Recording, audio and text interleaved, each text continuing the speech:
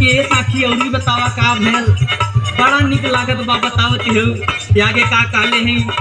अरे धीरे धीरे नथिया उतारी हमके पलंग पे सुताई दियो ना यार, हमके पलंग पे सुताई दियो ना। कुंडी लगा के दिया बुझाई, कुंडी लगा के दिया बुझाई, तन मन में आगी लगाई दियो ना।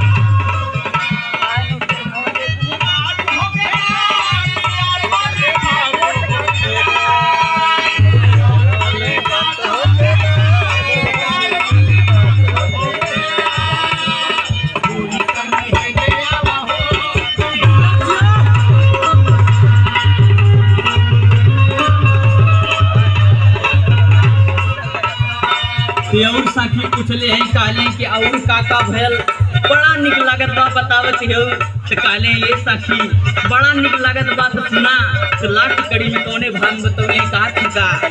हे मारे तारा मा मोहे लाज लगे तब कोरा में कस के दबाई लियो ना यार, कोरा में कस के दबाई लियो ना।